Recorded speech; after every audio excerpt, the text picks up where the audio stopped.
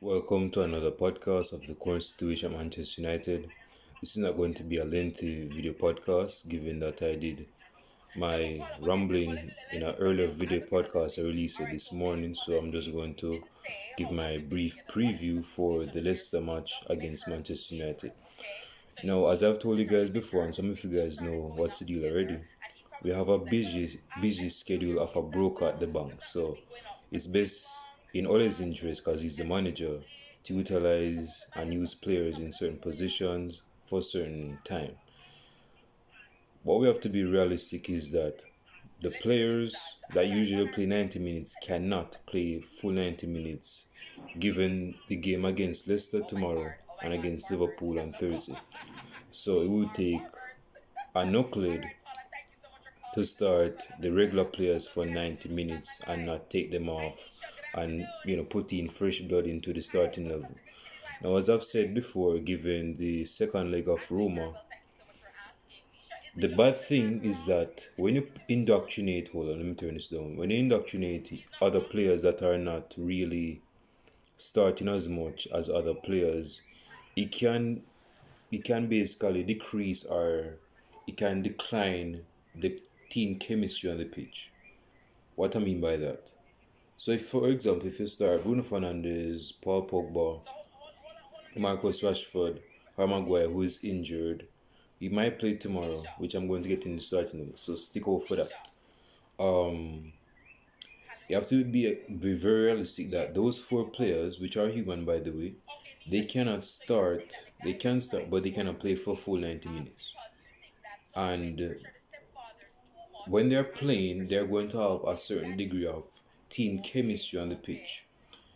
And if you indoctrinate other players that have not been playing as much, like Danny Van de Beek, Alex Tejas, other players like I'm very reluctant to say Daniel James' name, but I'ma just say it because we need names, we need players that can stand up and actually put a shift in to get 3 points, preferably 3 points. So we're in a stage right now where we cannot solely and specifically rely on the services of certain players as we usually do, because given our busy schedule, the players are going to be burnt out, and we have a final that we have to play in the next 2 to 3 weeks.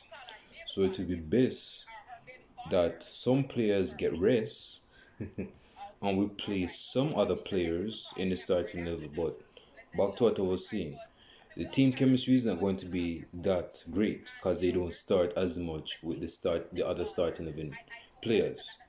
So tomorrow is going to be one of those fishy situations where we should not be surprised if we drop points, but at the same time, we have to have enthusiasm because we want to certify and cement our place in the second place.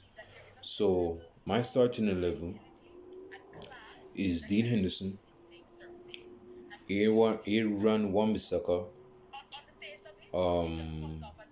Given that Eric Bay is back from injury, it would be good to see. Hold on, it would be good to see him start tomorrow. But I don't think Ole Gunnar Solskjaer trusts him enough to start. I could be wrong. Let's see. But I'm going with Victor Lindelof. Um, you know what? I'm going for the killer. I'm going for the killer. So Victor Lindelof with Eric Bay, I think is going to be the centre back pairing for tomorrow's game, with Luke Shaw as left back. Again, we have 5 substitutions that we can utilize and use properly. Okay, so that we have no excuse to use if our substitutions, for one thing, is not our substitution is not made early. Secondly, the substitutions are not made, period. We need to make substitutions, the right substitutions, and the substitutions at the best time. So getting back to the starting level in midfield, I would like, it's not what I like, what I believe Ole Gunnar Solskjaer will be going with tomorrow. I would say he's going with Fred and Scott McTominay. Scott McTominay hasn't been playing as well as we thought he would. But yeah, that's my double pivot for tomorrow. So again, we have choices to take off players after a certain given time, preferably after an hour in the game. So the double pivot, the Macfred, as some would say, the Macfred pivot, as the number 10, of course, is Bruno Fernandes. Bruno Fernandes should not play 90 minutes tomorrow. Rashford tomorrow on the left wing, he should not play 90 minutes tomorrow. On the right wing, it's like I'm repeating myself. Am I? I think I would go with Mason Greenwood given his recent form in the Premier League. He has been gangbanging on the right hand side. And of course, up top, I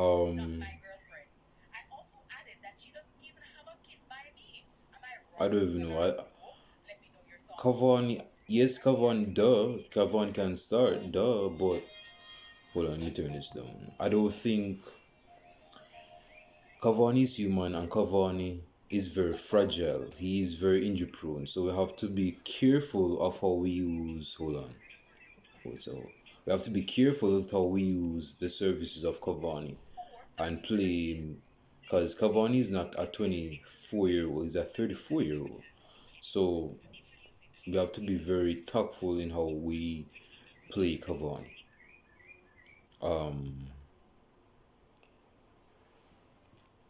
Back to the starting eleven as a striker, man, it's one of those moments where maybe okay, I'll just say this. I'm going with Rashford. No, I'm going with Mason Greenwood as a striker. Yes, it's going to be a dire starting 11, but of course, you guys can start me out in the comment section and correct me out in the comment section. Leave your starting 11s in the comment section, like and subscribe to the channel. So I would say put Mason Greenwood up top. My prediction for Ole, put Mason Greenwood up top. Marcus Rashford on the right, whether that's the long or right, decision or choice, and Paul Pogba on the left hand side. That's my starting 11. So again, Dean Henderson, Aaron Wan-Bissaka, Victor Lindelof, Eric Bailly, Luke Shaw, Fred, Scott McTominay as the double pivot, Bruno Fernandes as the number 10, Rashford on the right, Pogba on the left, and Mason Greenwood up top. That's my starting 11. Of course, leave your starting 11s down below, and I'll shout you guys for the match reaction tomorrow. Peace.